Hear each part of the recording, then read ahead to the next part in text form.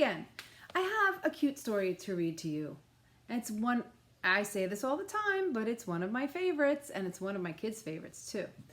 It's called Eggbert, the slightly cracked egg. Okay, look at the picture. Okay, there he is right there, and there's all his friends. Eggbert, he's slightly cracked. Okay, so let's find out about what happens, the adventures of Eggbert, the slightly cracked egg. There once was an egg named Eggbert. He loved to paint beautiful pictures.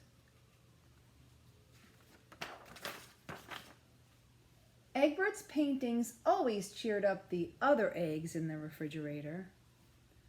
But one day it was discovered that Eggbert was slightly cracked. He's different than the other eggs. What do you think might happen now that his friends know that he's a little different? Eggs with cracked shells were not allowed to stay in the refrigerator. Sadly, the other eggs told Eggbert he would have to leave. Oh no! Eggbert waved goodbye to his old friends. He hunched his shoulders, what little shoulders he had, and pressed his shell together so that the crack almost disappeared. How did that make him feel when his friends told him he had to leave? Very sad. Look at them. They're pointing and telling him he needs to go. Then he set out to look for a new place to live. All the drawers had labels, but none of them was right for Eggbert. He knew he would have to look harder. There had to be some place where he would fit in.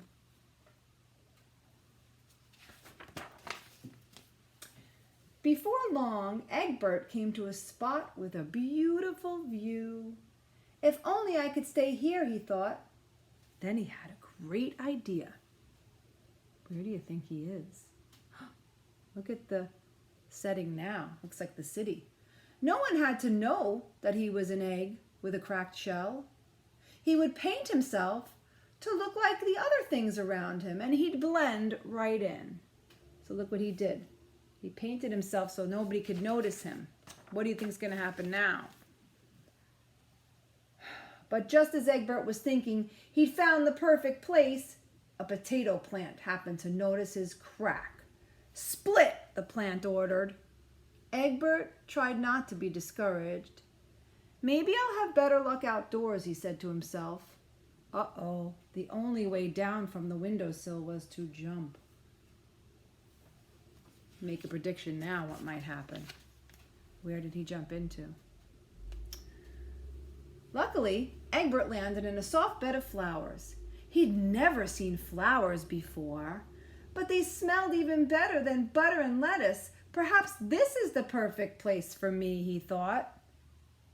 A dab here, a splotch there, voila, Eggbert was covered with flowers. Can you find him in the picture? Did he camouflage himself well enough? I see him right there. He did a good job, though. Uh-oh. Who's going to go and talk to him? You see? Uh-oh.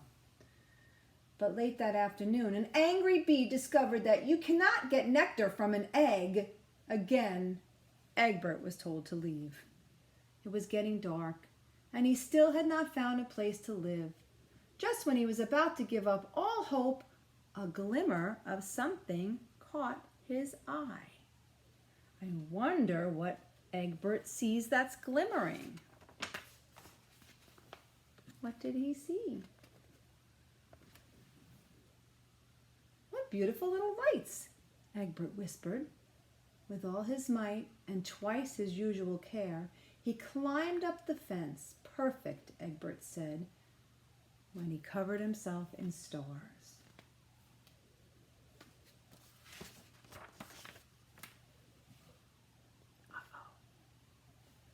But the next morning, when the night stars were gone, a cat discovered that Eggbert was just an egg with a cracked shell. "Scramble," said the cat. Eggbert took a hard fall on the sidewalk. Now he was more cracked than ever. As it started to rain, he began to cry. He realized that no matter how he painted himself, he could not hide who he was.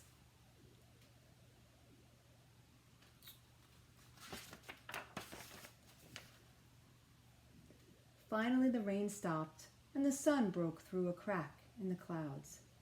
Eggbert began to notice something he had never noticed before in his whole life.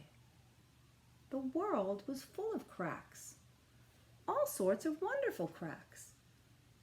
Maybe it's not such a bad thing to be slightly cracked, he thought. From then on, Eggbert traveled around the world, making new friends and seeing all the famous cracked places he could find. There's a big crack in the earth called the Grand Canyon. There's a crack in a big volcano, right? But he never forgot his friends back home in the fridge, and he painted them beautiful postcards of his travels.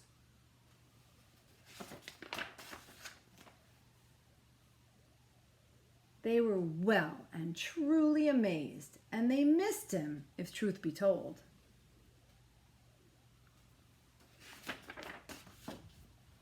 To this day, Eggbert does not regret being cracked. In fact, he's a little bit proud of it.